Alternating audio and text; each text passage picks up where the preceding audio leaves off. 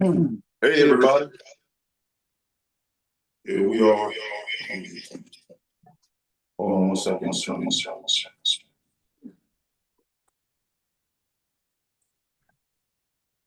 Is it still echoing? Yeah, it is. Turn the mic off.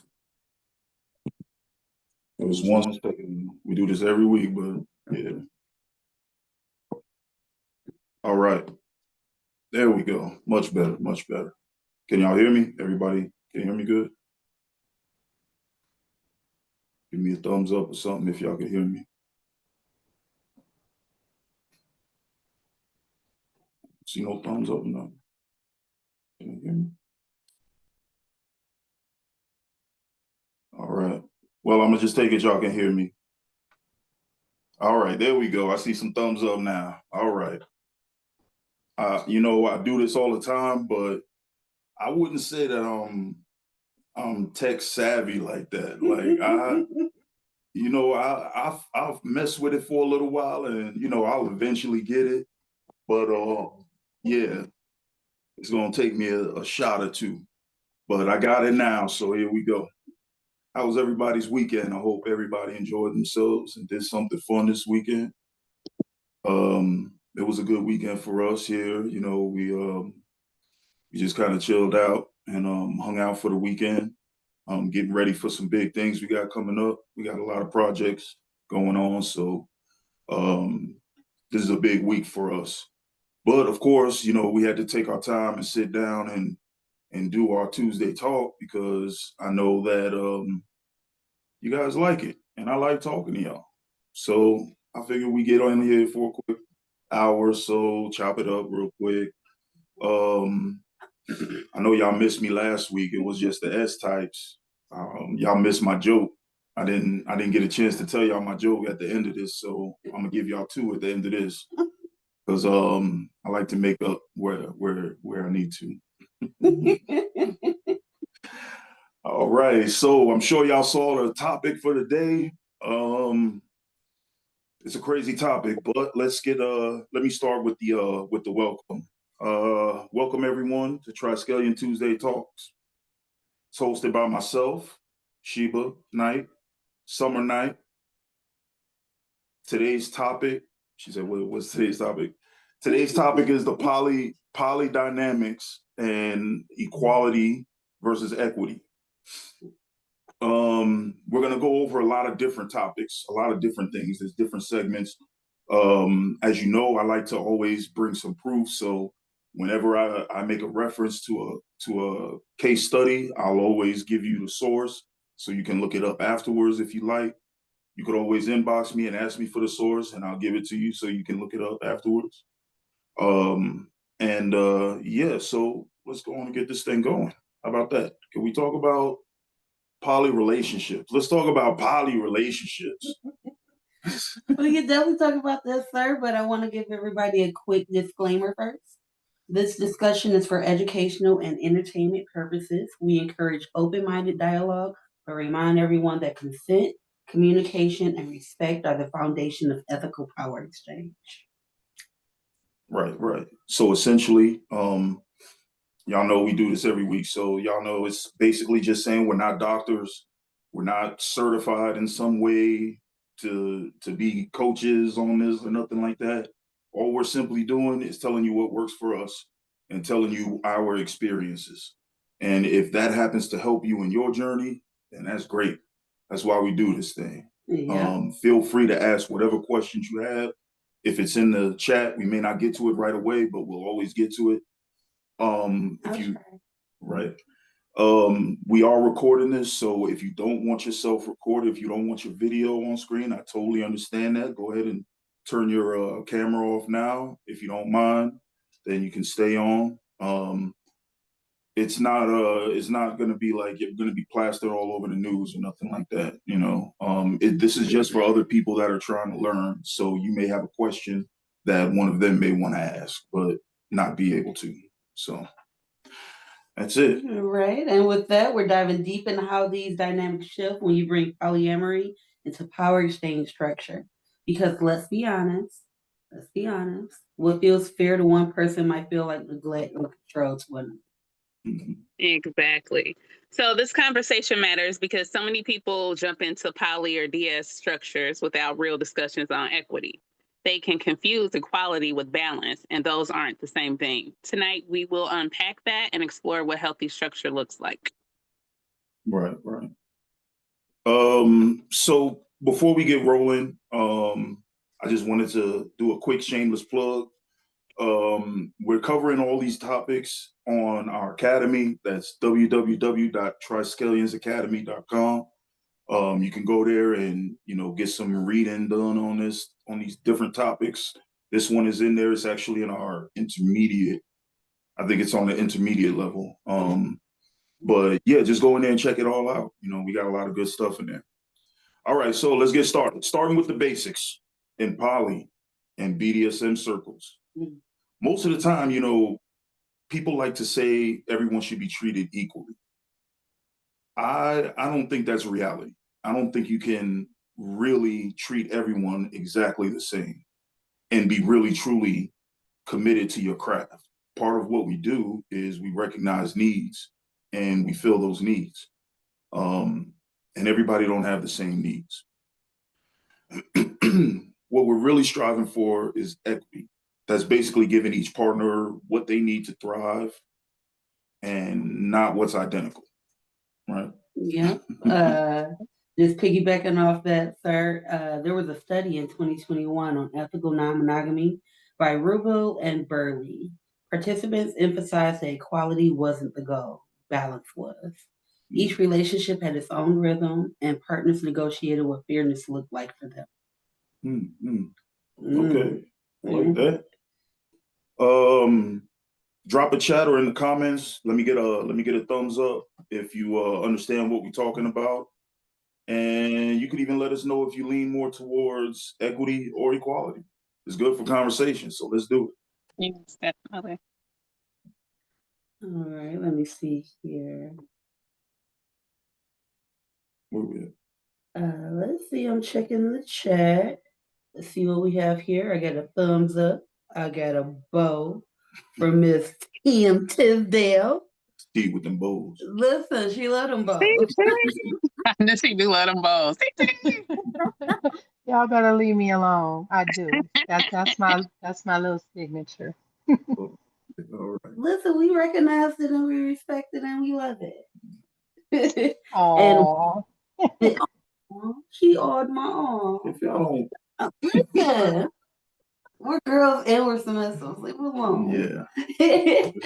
From Shantaria, she asked, "What is it? What are we talking about, Shantaria? Are we talking about what the topic? Oh, the topic is equity versus equality and polydynamics, as well as within the lifestyle. Because sometimes you're not dealing with the dominant that just has one or prefers one S type. Sometimes they prefer multiple. So even if you're not identifying romantically as poly, you're still in somewhat of a polydynamic. So that's what we're covering here today. Oh, I got another thumbs up for hey, Miss Maisha. I remember you from last week, girl. Hey, hey, girl, hey. Something you said something?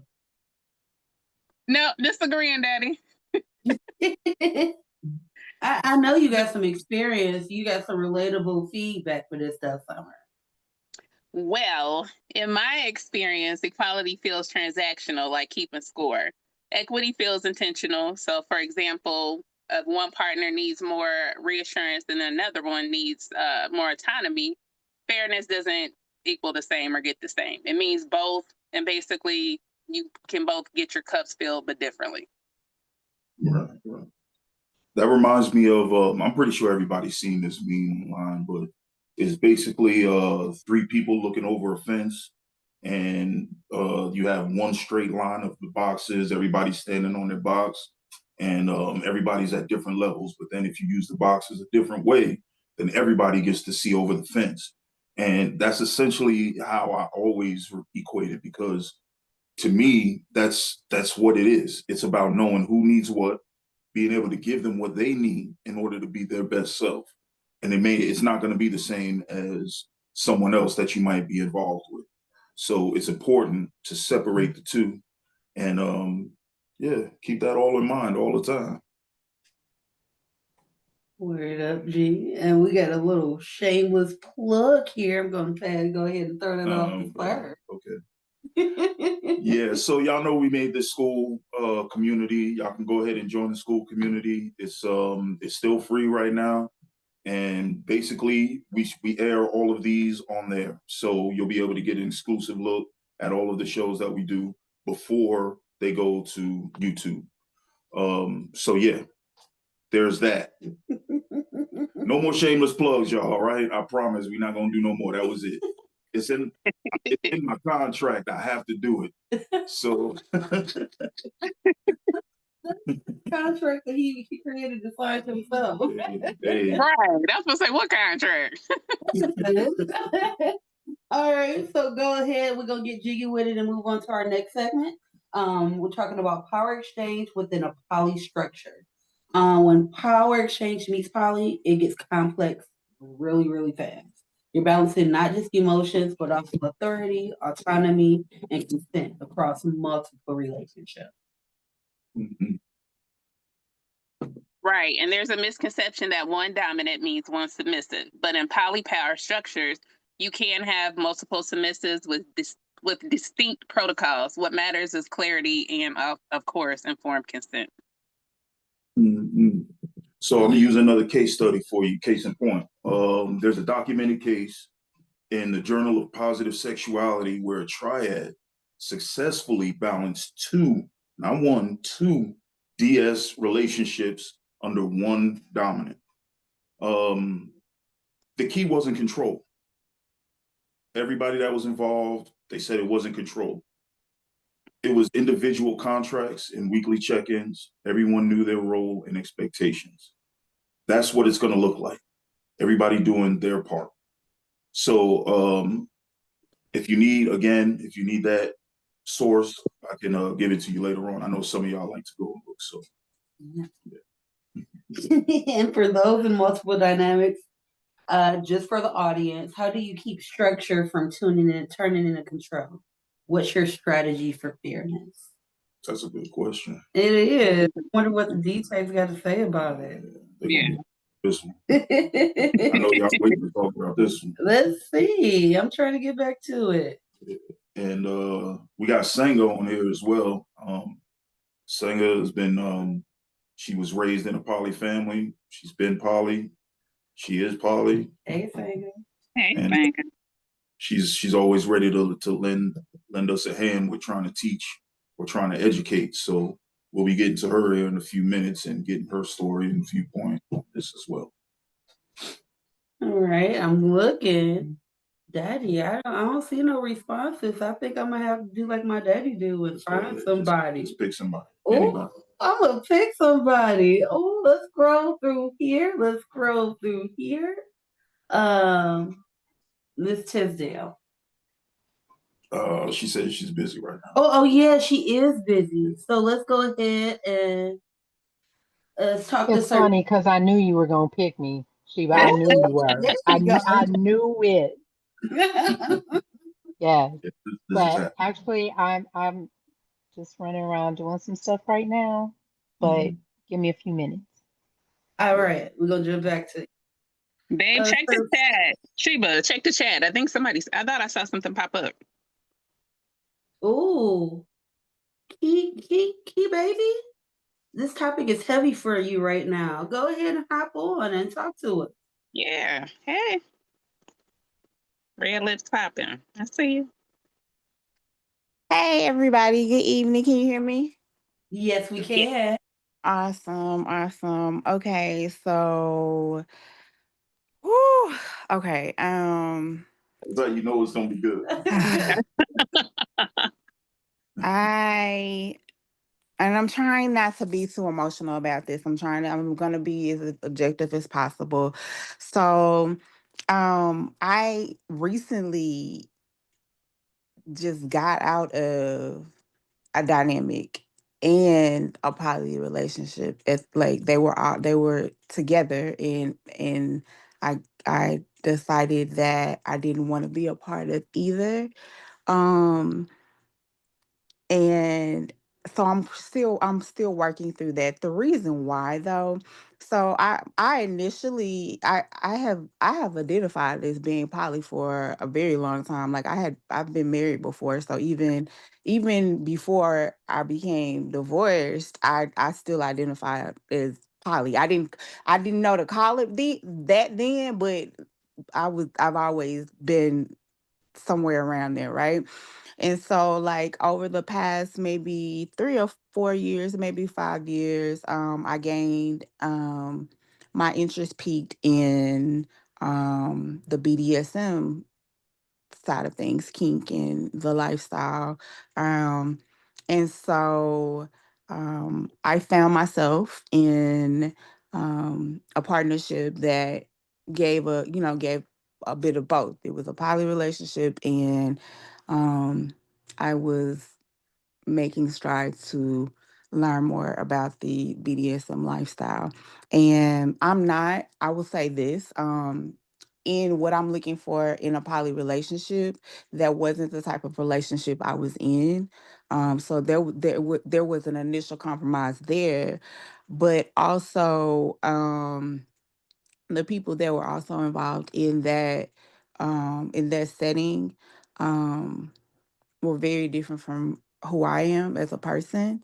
Um, and so there were a lot of times where I felt very one-sided because I'm all about like the team dynamic, right? I'm all about collaboration and let's do this together. We can win as a team. And so I just I feel I'm trying to let me see what I want to say about this. And what I was exposed to, or the experiences that I have had specifically in the poly lifestyle, were not equitable situations. They were always inequitable. There was always some type of hierarchy attached to it, and I was not on the winning end of that. And so it has kind of um I don't know, it just kind of has put me in a place where I don't even know if that's like possible. Can you truly be equitable? There's always going to be somebody who wins, right? Like, am I looking into that the wrong way? So I would say it depends on your perspective. The key to this is changing the perspective. Instead of Hmm. looking at it as a win-loss, um, every time someone wins doesn't mean that someone else has to lose. Okay. So part of this is being able to see that um, you just need different things. So Hmm. it's not going to look the care that you receive is not going to look the same as the care someone else receives because you're your own individual. Yeah. And I understood that, and I always understood that. I was never jealous. Like I was actually the one who was like, I feel like maybe you should probably spend more time with this person, because I never wanted to feel like I was overstepping my boundaries for people who were already established in a relationship, or maybe there was hierarchy, and they were placed above me. Like I've always felt compersion for my partners. So I don't know. It just, I don't know. It's So like, I want to add that mm-hmm, being the giving party, the one that's always kind of giving in, mm-hmm, um, that's cool and all, but over time it builds a sort of resentment. mm, This is what it looks like. Mhm. You're allowed to get what you need from the relationship. You're allowed mm-hmm, to and say, well, even though on those days when you tell him or her to spend time with their other partner and you mm-hmm, really want time, it's okay mm-hmm, for you to say, I kind of was looking forward to this time. The key Mhm. is to discuss it with the parties that it matters to the most. So mm-hmm, I would say in that situation, you get with your sister, partner, sister wife, and if y'all can get together and have a conversation and decide it amongst yourselves, like, look, I really wanted to spend time with him today, but I want you to spend time. You can have more time tomorrow, or whatever it looks like.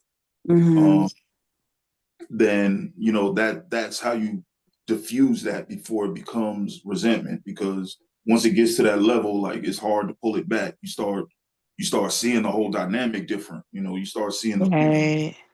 and it starts feeling like a hierarchy. And then once that happens, Uh-huh. it's pretty much over. That's ball game. It's hard to come back from something. It can be done. It can be done, but it's hard to come back from something like that. I have one more question. I'm sorry, I don't mean to hijack the room, y'all. So what happens? What happens if, I mean, it's been clearly communicated that this person holds higher rank than you. Like, what do you do in those situations? Okay, so in those situations, those are usually discussed before time. So Mhm. agree to go into a dynamic. These are some of the things that need to be ironed out and need to be Mhm. clear on. It's not fair for you to get into a dynamic and then the person says, well, yeah, she's going to be over you, or Mhm. she's in charge, or whatever, however that looks. I got you. Yeah, that's not fair. So usually you want to discuss these things way in advance before you even get to that point of Mhm. signing, of consideration, vetting, all that. You want to make sure you discuss these things early on. And if you're Mhm. not okay with a hierarchy relationship, then don't get involved in one. If Right.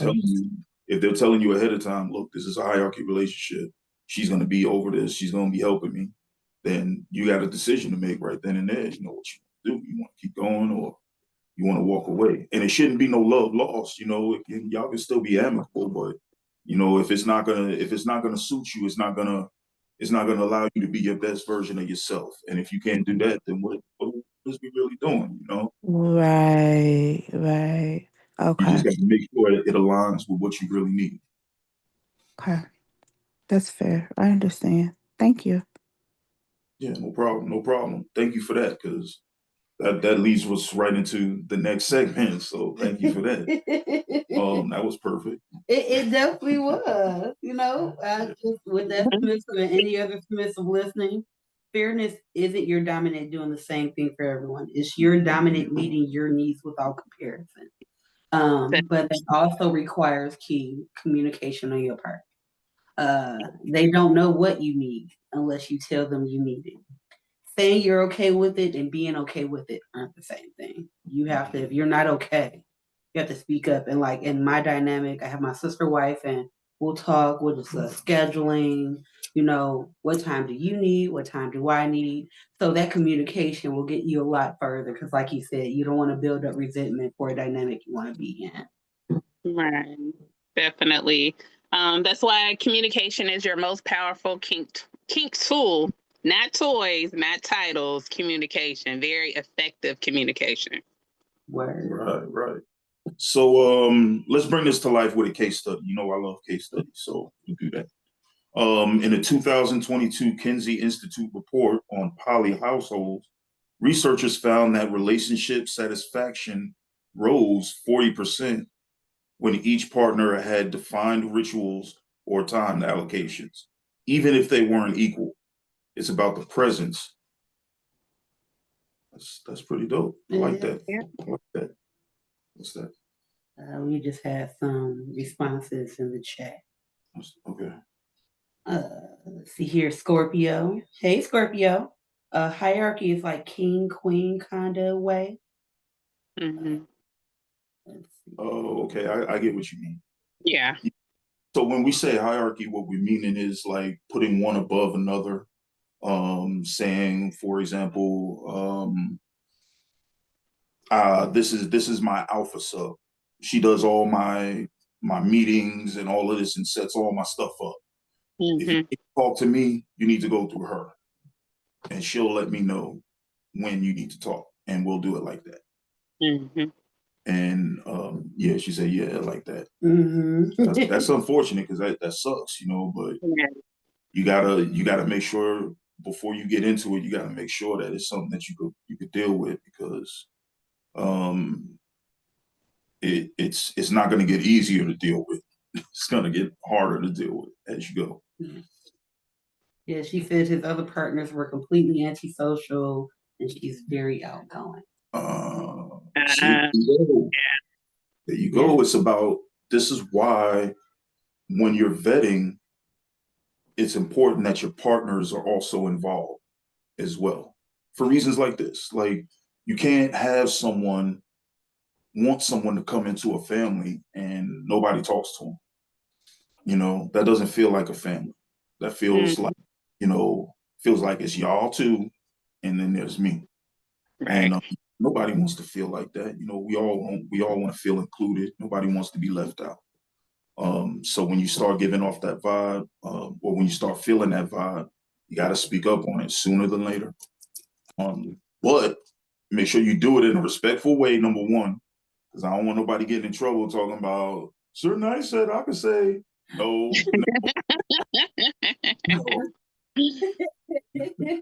Let's make sure we do it in a respectful way, number one, articulate yourself well, and make sure you communicate your feelings. Yeah, I've personally lived that. I remember I kind of felt, I'll be honest, I had a moment of jealousy. Poly dynamics are not all about compersion all the time. You know, sometimes we get in our feelings. For me, it stemmed from my co-submissive or my sister wife. She was getting more task-based structure. And I kind of felt like I wasn't getting that. You know, why is she getting this and I'm not getting this? Like, I like structure. Why can't I get structure? But then I kind of realized, like, I do like structure, but I thrive more so in emotional connection over routine. That's when I stopped chasing equality and started understanding my lane. There are certain things that I get structure for within the dynamic that Summer doesn't get, and vice versa. She's structure based, and I be in my feelings all the time. I feel deeply. All the time. I feel deeply about everything. All right, Summer, I hear you. I love you, my little mush mush. I am definitely mushy. And because I'm so mushy, you know, I tend to lean into that, and Sir does as well. So for me, I kind of had that little bout, like I need it, but do I need it like she needs it? I don't. I just need some structure, because then we go right back to me being my feelings, and I cry a lot. Yeah. A lot. Listen. And that's where being a top tier, top flight dominant comes in, because I gotta be able to say, all right, well, you get this, and you don't necessarily need this. I see what you need. I got you. So I'm gonna give you this, but she don't need that. So I can afford to give you that because she's getting this. You know what I'm saying? Oh, word up, G. Wheeling and dealing. Wheeling and dealing, baby. All right, Daddy-o. Wheeling and dealing. Oh, Lord. So let me ask y'all in the audience, what's something that once made you jealous in poly, but later realized actually wasn't unfair? It was just different. If anybody can give me something, anybody that's poly, that would be kind of hard to tell. You can't tell who's poly. So let's see here. I got some feedback. He did say, and go ahead. She felt like an outsider a lot. Karma, hey Karma. I believe poly is family, not me versus them. Yeah. And it's a response to the question posed. Oh, here go Tisdale. Miss Tisdale with the ball again saying, oh, Sheba. Okay. Quit messing with me. But Karma said splitting his time. And Key Baby said how birthdays were spent. In response to what you're saying about jealousy. About jealousy. About, yeah. Like how birthdays were spent. And time was split. Right. Yeah. So let me tell y'all a little story. Here we go.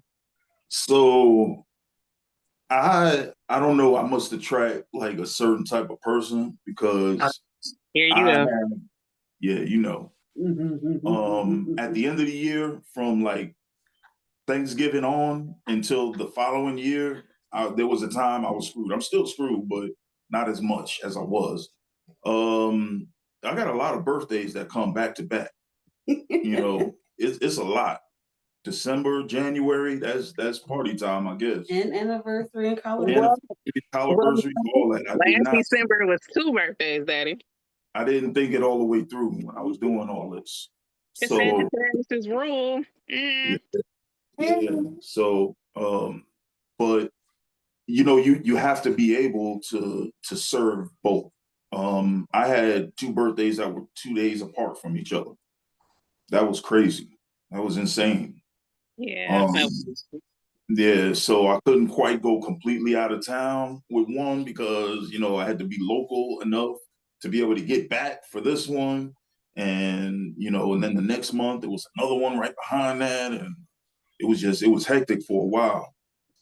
So what I had to do was I had to sit down with those that were involved and we had to have a real talk about it. Like, you have to be able to understand that I can only be one place at a time. I understand that you may not want to celebrate your birthdays together. That's fine. But understand that I have to split my time. So we're not going to be able to go to Mexico for a week. You know, that's not going to happen because I got another responsibility and I take all responsibilities very seriously. So I'm going to make sure that I'm there for everybody. What you got? Let's see here. Scorpio. Oh, child. Knowing that there's 3 relationships, depending on how many people and dynamics, and that it's okay that they are not the same. That is definitely big in working through jealousy. Because when you expect equality, when you really want equity, you kind of move the goalpost in a way. Karma. Oh, girl.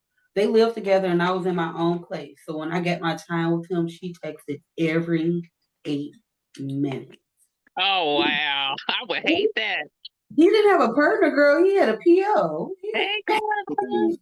Yeah, let's talk about that briefly. Let's talk about nesting partners and what this looks like, because it does get messy as well. When you have a nesting partner, someone that you live with, day in and day out, you have to be with someone. If you're going to be poly and have someone that's out of the house, you have to be with someone that has enough compersion and wants you to spend time with this person, because it's hard after, you know, spending day in and day out together, going from that to all of a sudden now you got to share, you know, on the phone, texting, calling, hey, what you doing? Where y'all at? Checking out the damn GPS. Where the hell y'all at? I see y'all together going somewhere. What y'all doing going to the fucking casino?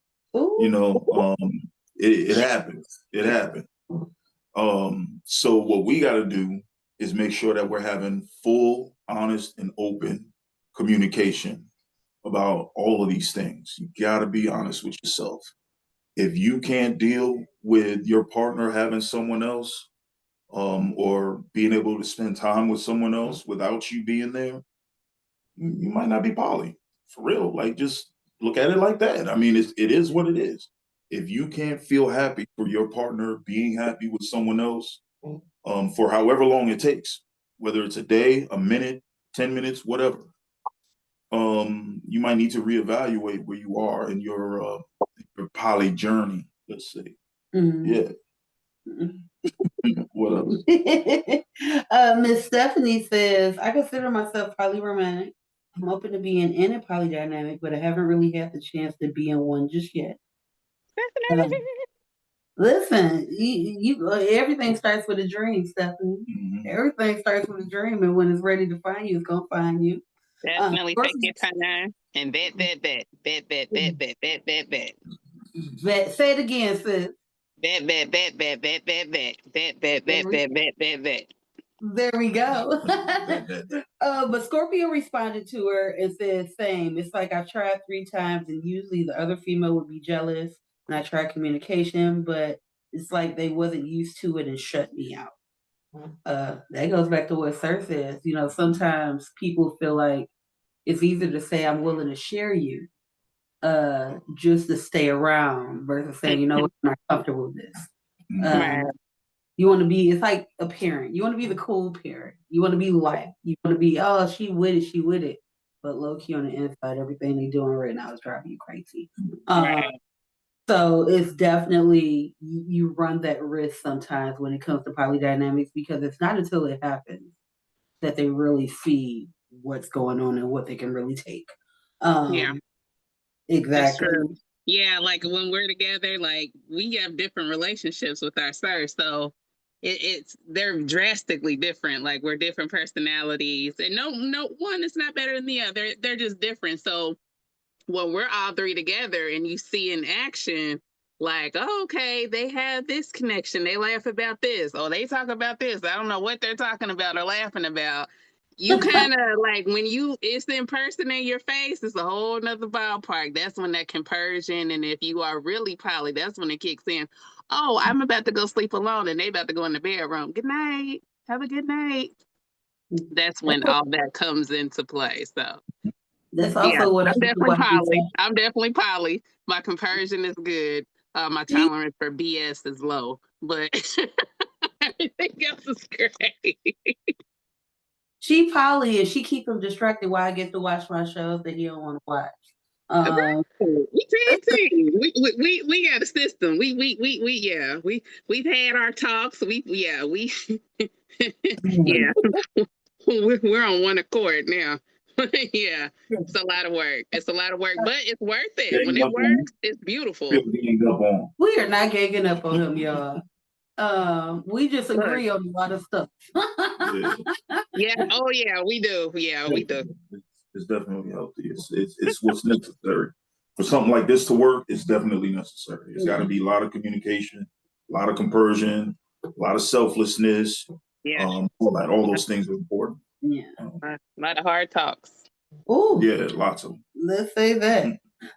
We got Miss Shantaria saying, share your space with a nesting partner in a poly dynamic is hard.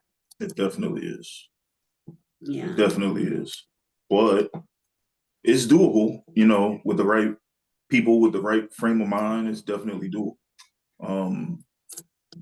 It can work if the people that are working it work it. Yeah, definitely. It work if the people that's working it work it. We work it. But yeah. Gonna reverse it. I don't know what I don't know. Senga, I see you. Go ahead. All right, Miss Senga. Let's listen. I've been looking at you nodding your head. Mm-hmm. You've been all right. Beautiful. Good evening, family. Off and hit us with some wisdom. So I'm going to bring it from one of the original people, which is my parents, my dad and my two moms. So my father married my mother in 1942. I was born my dad married my mom in 1962. I was born in 1968. My father at that time, Navy. Don't she look good? Yeah, it's gorgeous. He met another young lady in the Navy and he befriended this lady. Now, my mother is very strong spirited, and my stepmom or my second mom is very, very passive, very attentive. So they're totally I totally agree, totally two different personalities. Mm-hmm. My mother was pretty much the structure, the decision maker. But one thing my mother had compassion for my stepmother, her opinion counts. Conversation with her counts because my father made it very clear, no one's going anywhere. Make peace and understanding amongst yourselves, and then we will have peace together. So when I was born, I have to say my stepmother was the nurturer. My mother was the structure. And growing up in that environment made me understand the love of two makes the strength of one. Because my father is the head, but the women that he chose in his life, they complimented him. They were obedient to him. Even when my mother decided to divorce, they still had that connection. She was still part of the poly family when it came to my dad. And he immediately married my stepmom. So my father decided those were the two loves in his life, and it stopped there. I'm going to say what I've learned from that dynamic, that the love of three is a very powerful one. And when I grew up and decided to go into poly, the dynamic for me was the gentleman that I went into dynamic with was a lawyer and educated me on a lot of wisdom. For an example, he made it very clear he did not want to get married and he didn't want children. I was in college in Miami at that time, and he allowed me to pick our family member. And I picked very strategically. I wanted someone that was the opposite of me, but brought flavor to, made us a perfect bowl of gumbo. We tasted good together. Yes. And 5 years I did poly. And I love the dynamic of when one was on their cycle, we rotated. We all worked. We all had our responsibilities. And I loved it when you said it early. We were balanced.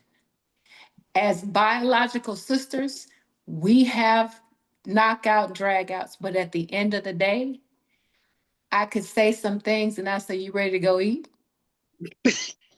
Because just like that, because I needed her to understand I love you regardless. I don't agree with what you say. And the Dom had the final say.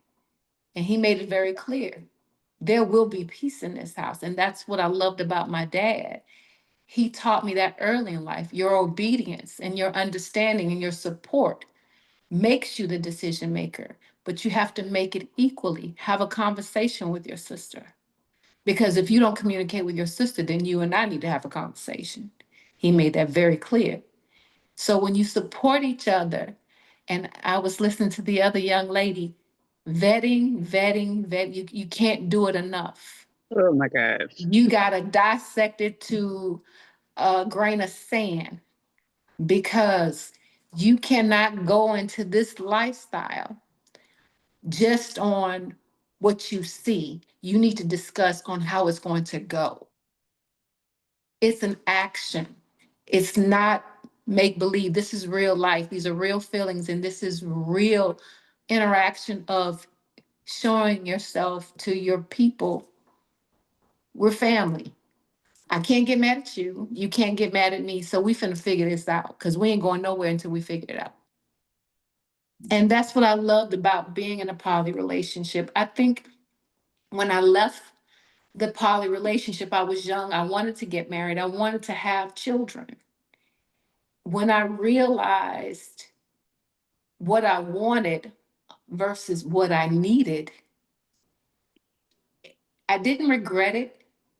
But if I had another shot at it, I would have stayed in a poly relationship because the structure of family and lack of not having any issues where you couldn't discuss it freely, where everybody knew their place and respected it. And that's the cool thing about being in a poly relationship or polygamy relationship. And I have to say, even I lived in the Middle East for years, and I watched how Muslim brothers and sisters have two wives or more wives, and they equally made sure, for an example, he would give me $5,000 and he would give her $5,000. But guess what? You can do whatever you want with your $5,000. Just there was never a penny more given. There was never more given to the other. Now, like you said, and I loved it, personalities are different. Conversation is different. Support is the same. Support is the same. Mhm. That part. Yes, Yeah. yes, indeed. Okay. So appreciate that. Dropping Uh, gems. Oh, so word. since we in the mood for gems and stuff, I'm gonna let y'all in on something. I've been married before, and it did not go well.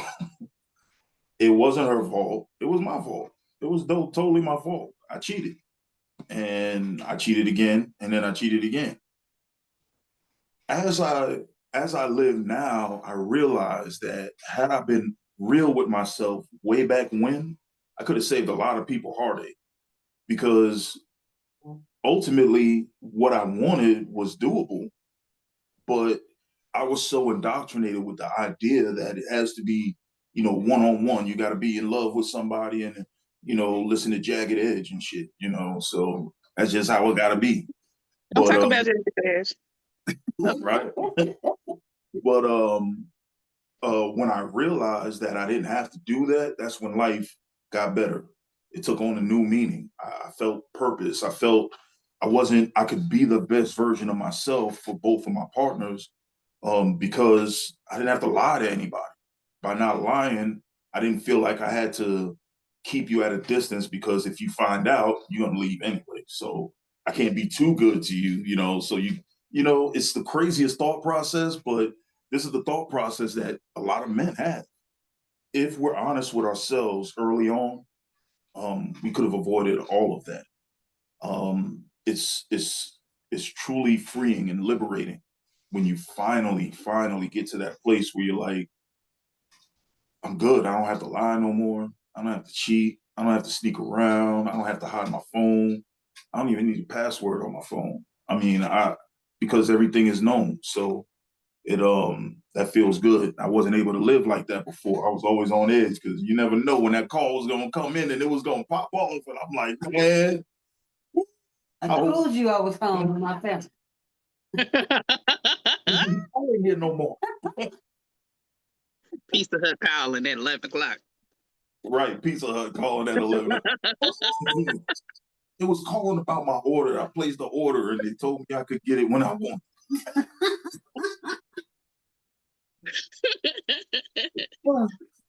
All right. So third, we got a couple of responses and questions in the chat. Okay. Shantaria says, well, what does vetting look like in a less kinky dynamic? In a less kinky dynamic? You mean vanilla?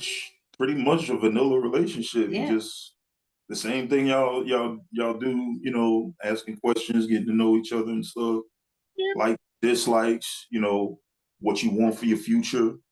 Do you want kids? Do y'all blend together well? Will your families get along? Like, there's a lot of different aspects to it, but yeah, it's the vanilla. Yeah, it's not. So honestly, I feel like us kink folks have taken vetting from the vanilla community, because vetting is like the most vanilla stage of a kink dynamic that you can be in.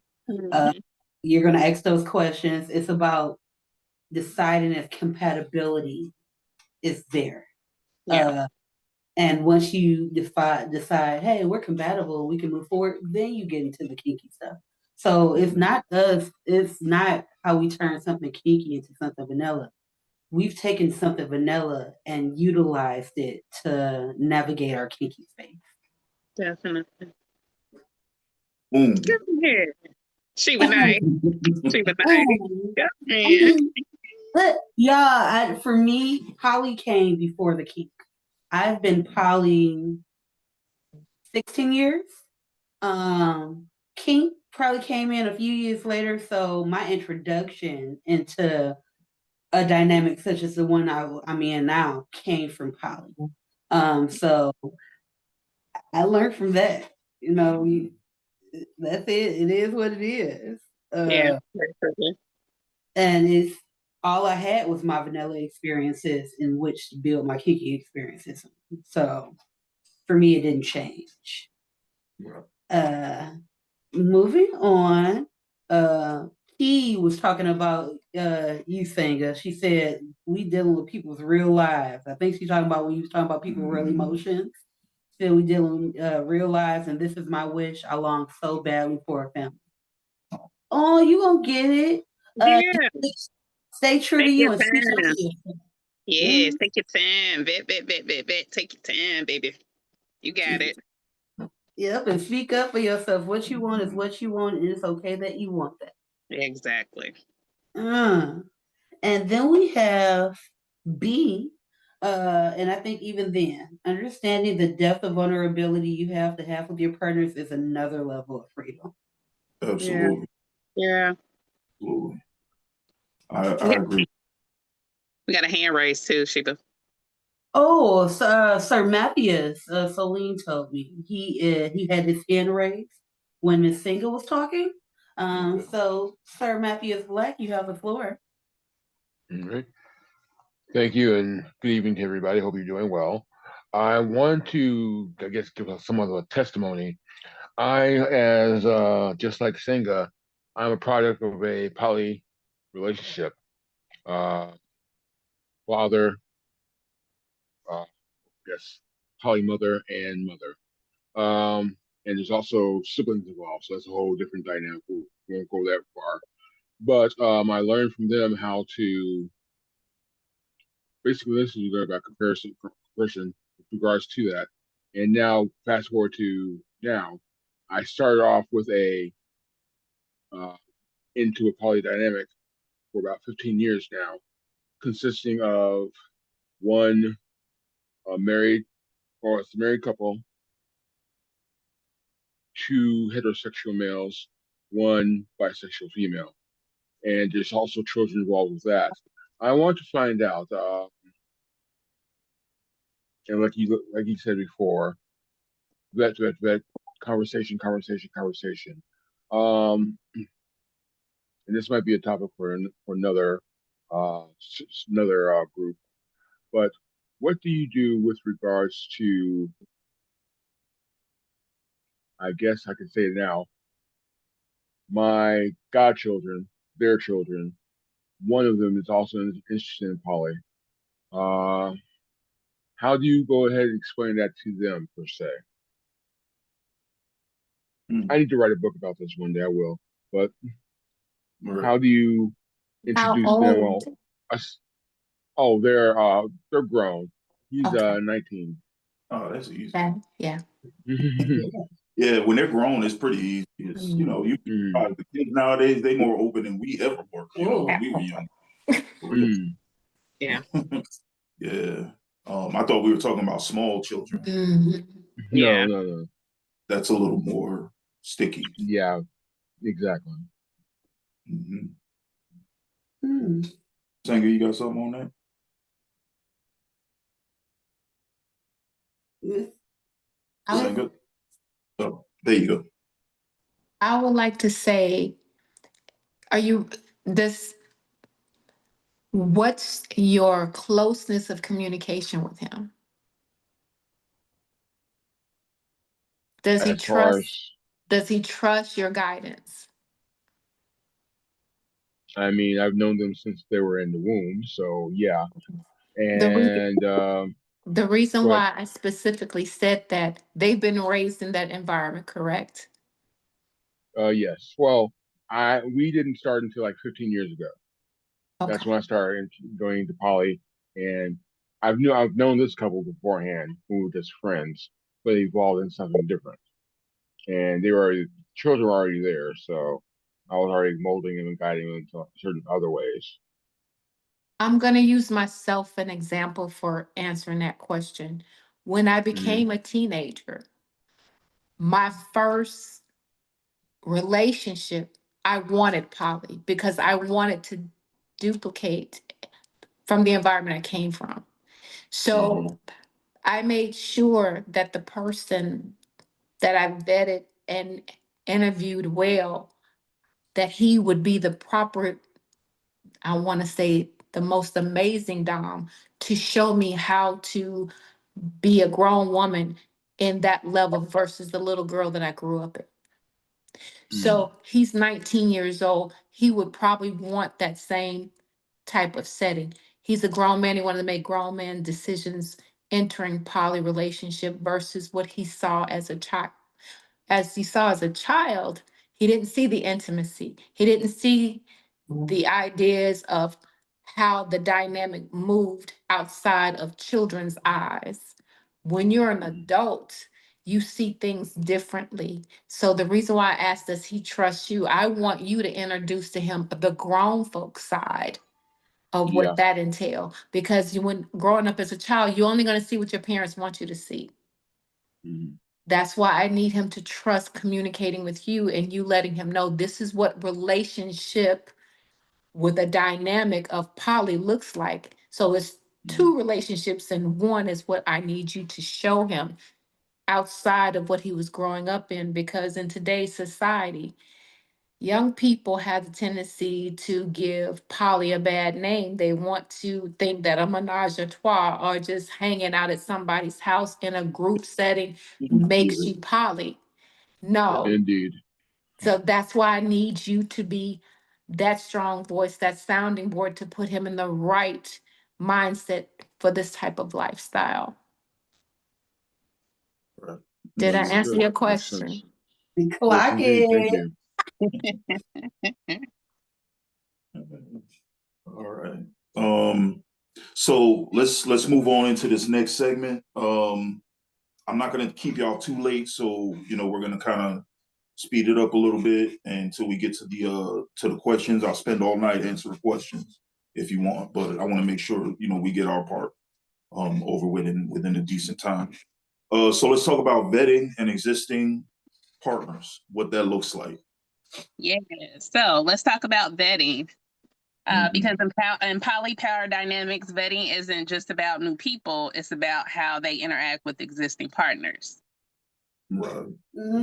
Exactly, sis. Too many people vet subs or partners for themselves and forget to vet for the ecosystem. A dominant with integrity considers how a new relationship affects the ones already established. Right. And that's leadership. It's simple and plain. If you're building a poly or a DS household, the decisions that you make ripple out. So you have to make sure that you're making the right decision with the right information, and you're making the right decision for everyone involved. You have to evaluate not just compatibility, but capacity as well. That's important. It's key. Fairness starts with transparency.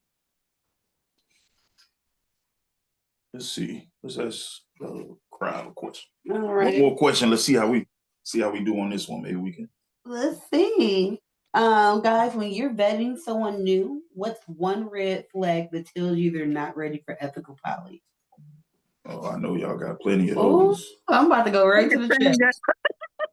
Her face cracked me up. About red flags. Whenever you say red flags, boom, everybody know. Like, I know I got some red flags. Hey, my S-type chat be booming with red flags. We red flag shawty. Bet, and red flag shawty over there. Right. This Maisha trying to slide into the chat versus raising her hand and speaking out publicly. I see you. This conversation really speaks to me, especially since I'm only 23. I love how this group has mentors and leaders that can ask the questions that you could possibly give your trust to. It's very sweet. That's why we do it. Yes, definitely. This is the whole. And when we get positive feedback like that, it just makes us go even harder because we know we're doing something right here. Yeah. So thanks. Definitely. Awesome. And Shantaria, girl, you've been real loud and proud in the chat today, and I love it. She asks when they want to be controlling. Well, she's not asking, but she's saying when they want to be controlling of when you sleep with other partners. When you sleep with other partners, like, oh, okay, I get what you mean. Oh, okay, yeah. I need you to come on here and give me an example. Miss Shantaria, can we get you to the floor? Yeah. All right. Let's do an example. I dated a guy. I have my anchor partner, my husband, and I dated a guy, and he would kind of be asking too many questions of when I was with my husband, and it got to the point where like it felt like he wanted to know when I was with my husband, like so we would have at least a couple of days in between, and then it even when I began to share that, he still wanted more information. So it felt less about like, oh, like I want to make sure we're having a connection and you're not combining things to I just want to know who you're sleeping with and when. Yeah, that's definitely a red flag. That's a problem. Keeping count and like discussing your sexual encounters with your other partners, it's a slippery slope. I'll say that because once you start doing it, it's going to be expected. So you're going to have to continue doing it. But I feel like it shouldn't be done. Women and men, but we're talking about, stuff we know about. So I'm gonna say women, they can be competitive at times. So they may ask you, what you did with this person, because in their mind they want to do something more, and it's innocent. It's innocent. It sounds innocent. It's just a mind thing, but it gets ugly real fast when you have people trading stories.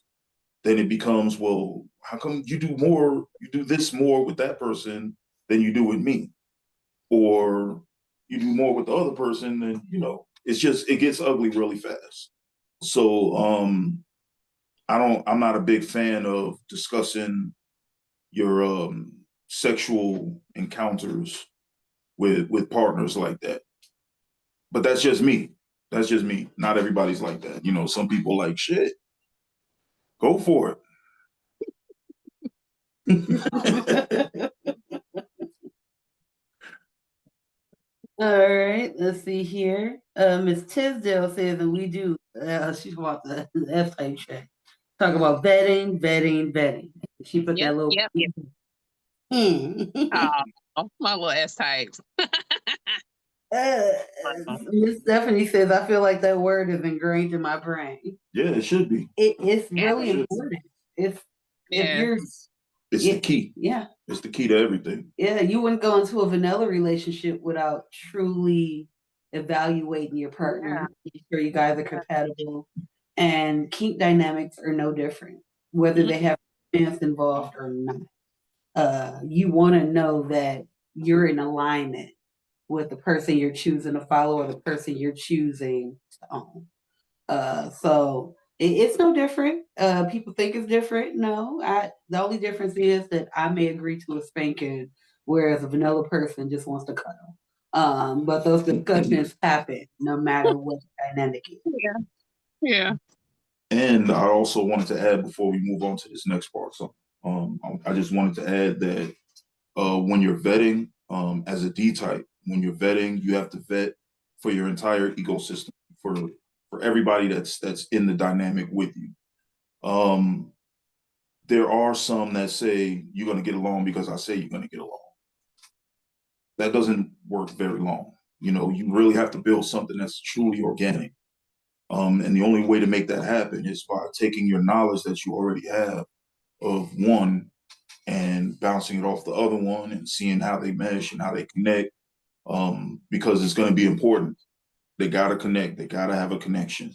So it's, for example, myself.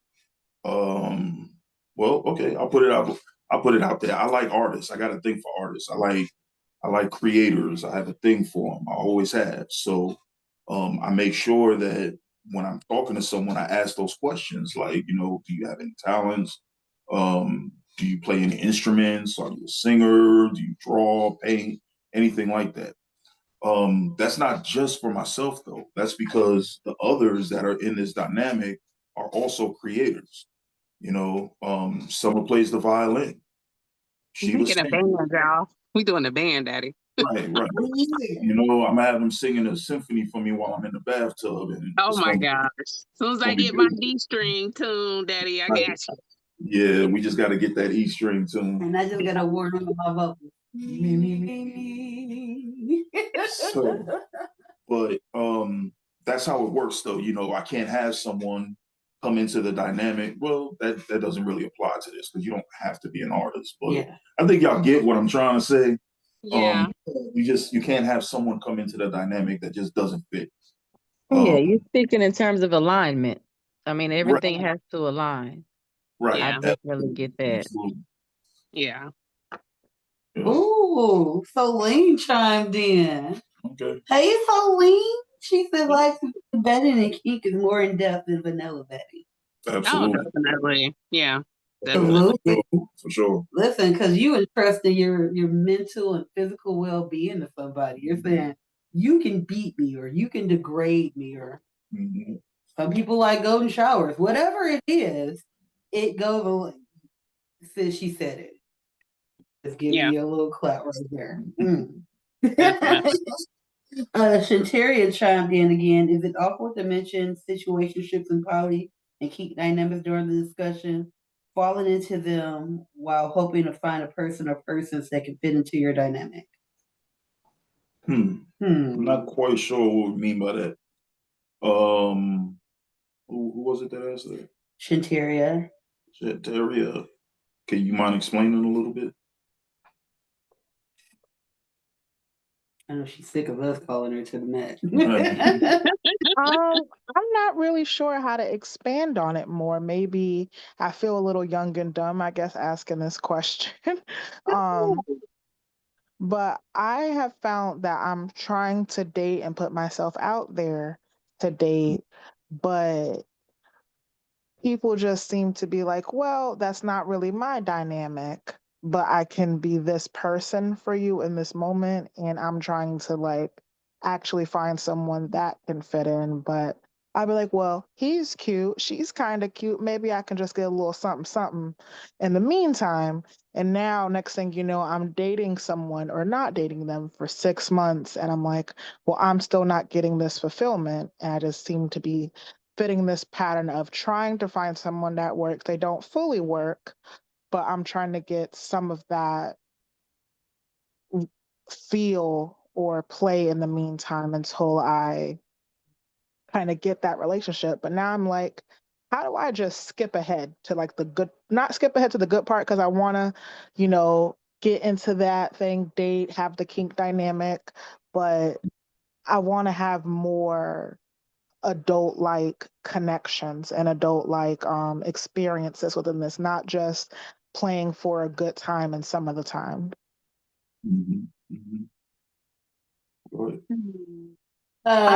To expand, sorry, I don't feel like I'm taken seriously as a poly woman that is married. People just think I'm just there for play. Real easy. You can't settle. If you want a romantic dynamic or you want a dynamic with substance, you can't settle for what you don't want just because it's like trying to fit a round piece into a square hole. That's not really what you want. It's just a distraction. But because you desire something more in depth, at some point it becomes unfulfilling because you're settling. You're not, I'd rather be alone. Before I met Sir, let's use me as an example. Before I met Sir, I was single for 6 years. I dated. If I didn't find what I wanted, I moved on. And then when I met him, the pieces just kind of fell into each other and it fit. I was like, man. He did. Before I realized, he told me like at some point, like, we go together, right? Like he told me we're in a relationship and I was with it. It's not like some people haven't asked me to be in a relationship before. It just wasn't in alignment with what I truly wanted. And you agree to something that you don't truly want. Eventually it starts to nag at you and now you're looking at them like, why can't you be what I want you to be? It's because they told you up front that that's not what I can do. I can do this for you and you can take it or leave it. And you took it. Let it go, sis. But let's keep it real though. A lot of times, like, they just want to fuck. You know what I'm saying? So they just gonna be like, shit, I can't do that, but I can do something for you. You know what I mean? Yeah. So be careful of that. You gotta watch out for that as well. You gotta stay 10 toes down on what you want. Yeah. And don't settle. Absolutely. All right. It's time for my little sissy boo. I'm waiting for her to chime in. Oh, okay. Let's see. So one for me is when someone says, I'm not responsible for your other relationships, which is kind of like, yeah. That just tells me they don't understand shared ecosystems, what my sir said a little while ago. Absolutely. For me, another big one is people who weaponize fairness. For example, you spend 2 hours with her, so I get 2 hours. That's equality, it's not equity, and it kills the dynamic. Yeah, definitely. You may have needed that 2 hours. Keeping track, yeah. Listen, it's definitely. Yeah, now if you need it, that's one thing. But if you desire it simply because somebody else has it, that's another thing. Right, definitely. I think jealousy also gets a bad rap. Jealousy isn't the problem; it's the messenger. Jealousy says something feels unbalanced, and the goal isn't clear to erase it. So let's try to decode it and figure out what the imbalance is. Jealousy is the way it's done. It's the catalyst, if you will. It's not necessarily the problem. Jealousy is a normal feeling to have. It's about how you deal with it. You got to filter that shit out. Get it out in a healthy way. Let's say that ain't gonna get you beat up. But there is also a really great study that talks about the subject. It was done in 2020 by Moore and Associates. There were others involved in that study as well, showing that partners who name and express jealousy honestly report higher satisfaction in poly relationships than those who suppress it. Definitely. Yeah. And we definitely can't talk about this without talking about, of course, mental health. Triskelion's Academy actually includes a free course, plug daddy, on mental health and consent. That's the foundation actually for emotional regulation and all dynamics. Like mental health, it kind of starts at the top and kind of rolls down. Mental health is everything, definitely. Oh, and you can start your course for free, plug again, daddy, at TriskelionsAcademy.com. It is open to the public. Check it out, and you'll get a certificate at the end. Yay. Yeah, sure will.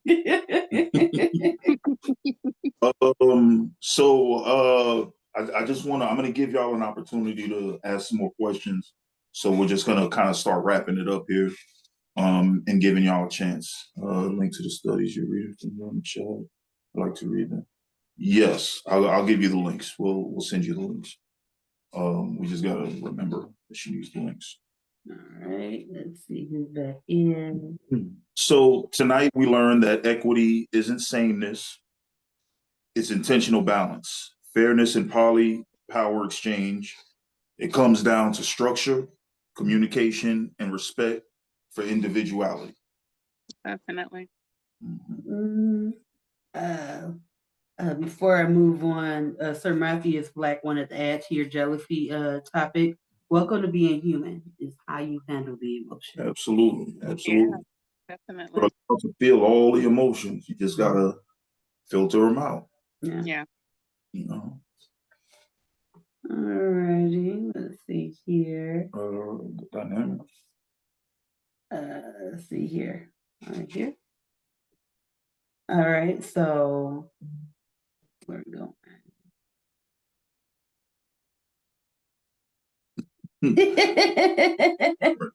All right, guys. Sorry, y'all. Listen, I got lost a little bit, but I have found my sir helped me find myself.